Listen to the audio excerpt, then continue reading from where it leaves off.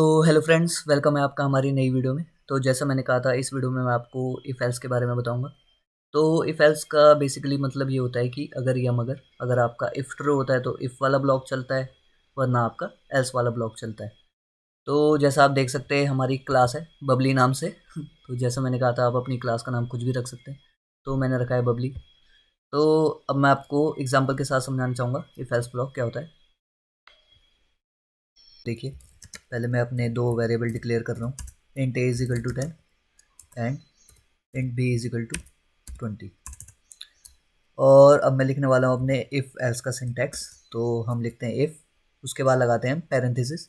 इन parenthesis के अंदर हम कुछ भी कंडीशन लिख सकते हैं। जैसे मैं एक कंडीशन आपको लिख के देता हूँ, if a is smaller than b. तो ये लाइन क्या करेगी, ये लाइन ये चेक करेगी क्या ए बी से स्मॉल है। उसके बाद हम अपने पैरेंथेसिस लगाएंगे और उसके बाद हम कुछ भी प्रिंट करवा सकते हैं।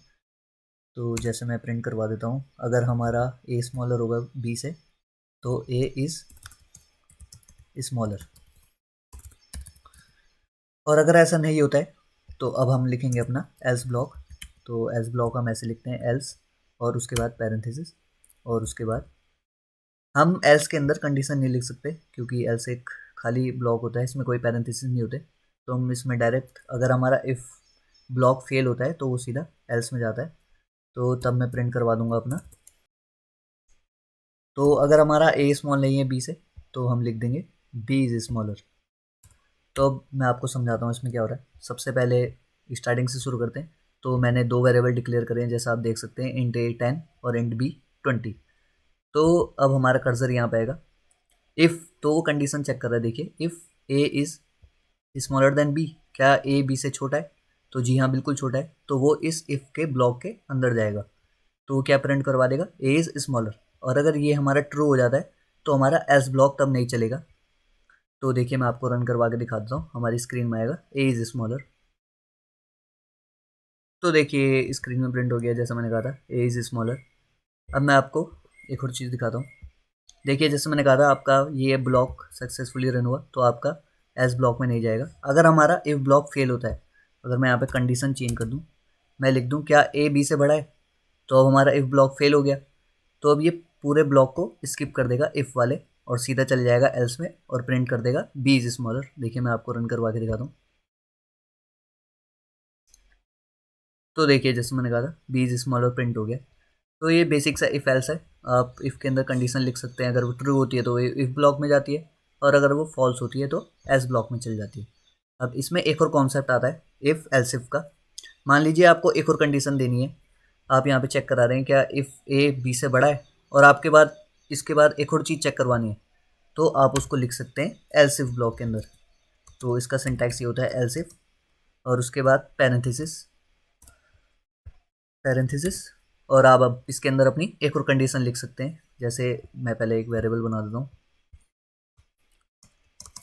Int C is equal to 5, और यहाँ पे लिख देता हूँ if A is smaller than C, और उसके बाद कर्ली ब्रेसेस, और उसके बाद आप यहाँ पे कुछ भी स्टेटमेंट प्रिंट करवा सकते हैं। तो मैं लिख देता हूँ यहाँ पर ए इज़ स्मॉलर देन सी। तो अब देखिए क्या होगा, हमारे पास यहाँ पर तीन वेरिएबल डिक्लेयर है, ए बी सी। तो अब सबसे पहले इफ़ ब्लॉक में जाएंगे। तो क्या ए बड़ा है बी से? तो ए 10-20 से बड़ा नहीं है, तो ये पूरे इफ़ ब्लॉक को यहाँ पर स्किप कर देगा और अब जाएगा वो एल्स इफ ब्लॉक में। क्या ए सी से छोटा है?